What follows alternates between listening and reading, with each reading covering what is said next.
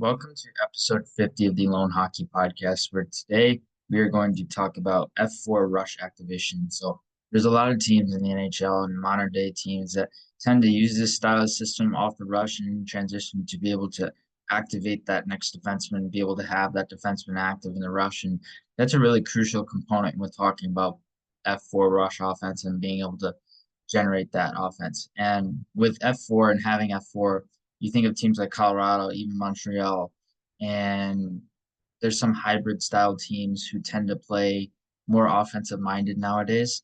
And a lot of these teams try to incorporate nuance into their tactics nowadays within their coaching philosophy as well. And so having F4 rush offensive system is really dynamic in terms of being able to create offense, create zone entries, and being able to create sustainable possessions. And versus having a line rush setting where you have three players active on the rush and you don't have the D active, sometimes that can diminish some of the layers in the team's transition and how they can actually create and execute in transition. So when you have and you add that next layer with that defenseman coming up into the rush as well, you add a secondary layer. So you're adding more layers for the offensive and you're adding more layers for the transition sequence as well. So that's really crucial in talking about F4 rush offense and rush activation as well. So with having that and having that defenseman active.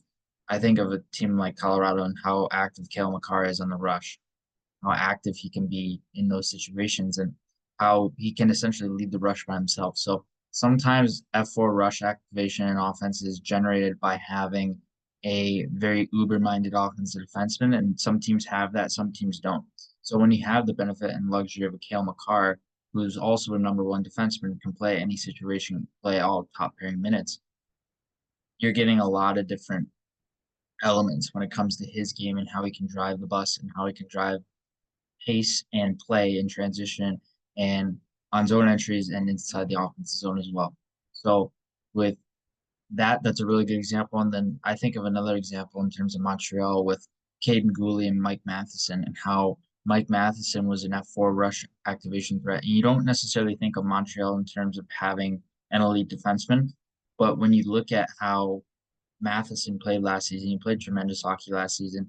And in terms of his transition play and his F4 offense and his F4 rush activation, he really thrived in Marty St. Louis in that system and that style. And Matheson was very active. He was very active carrying the puck.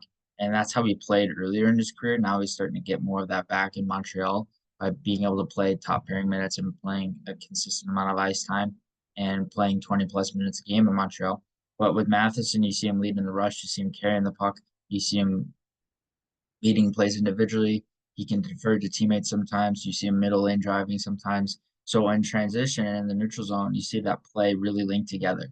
And it really creates a sense of camaraderie in how Montreal is able to utilize that sense of offense. And then Caden Gooley is another example of Montreal because Caden Gooley, he's become more offensive minded. He's become more active in the rush. He's become more of a transition threat.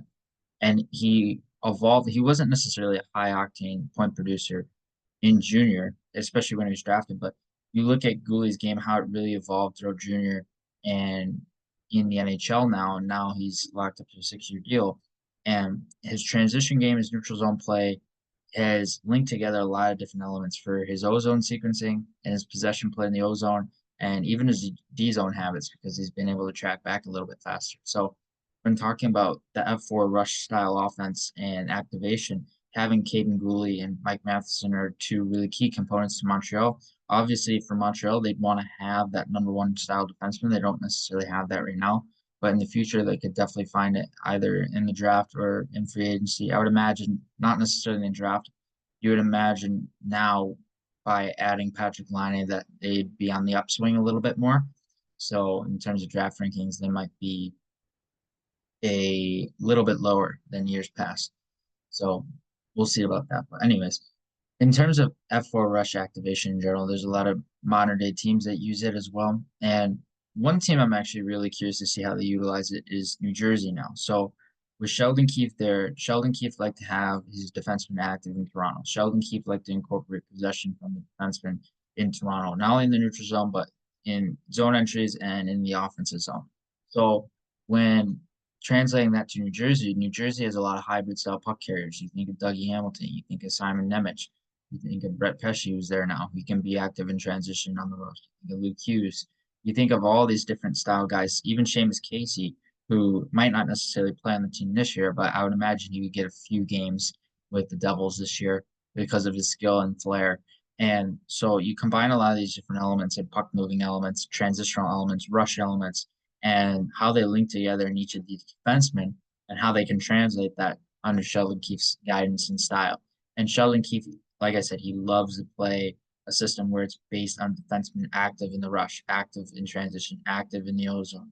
So you have those modern day emphasis and that modern day style in terms of tactical elements, which is within Sheldon Keefe's style of system. So that's really good. New Jersey will be a very interesting team to watch with that and how they continue to translate that over the course of the season.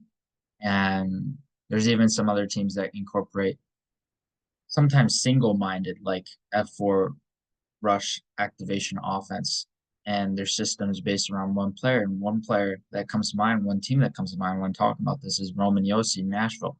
Nashville has their systems built around Josi. So when Yosi's on the ice, they like to have him active with the puck. They like to have him carrying it. They want him transitioning from end to end, all 200 feet of the ice, ideally from D zone to neutral zone to O zone, and being able to continue that trend. And they build their systems around Yossi so that Yossi is able to be that primary puck carrier, that primary puck handler, and that primary play driver. So by having that system built around him, sometimes, and again, some teams aren't, they don't have the fortune of having a player like Cale Makar, Roman Yossi, or even Victor Hedman down in Tampa, or I'm trying to think of some other examples. There's plenty more that will come to mind eventually. But those three, you think of those three and how more so Yossi and Makar have a little bit more tactical elements ingrained around their game when they're on the ice. And especially the OC in Nashville, you see him carrying the puck a lot. He's a threat on exits, he's a threat on entries. So by having him active, having him as an active puck carrier, and he's essentially an offenseman, where he's not really a defenseman, he's more of an offenseman, and he has a puck. He likes to push play, likes to push offense, and likes to be involved in the play as much as possible. And then Victor Hedman down in Tampa, he's an interesting mix because he's not up tempo like Cale Makar. Cale Makar is obviously smaller than him too, and he's not necessarily like Roman Josi. And he's kind of in his own realm when it comes to being able to be an F4 transition threat. And he can do it individually. He's so good at being able to maneuver using his size. He does it in a slightly different style than Makar and Josi do. And Quinn Hughes, another good example. Quinn Hughes is a really good example.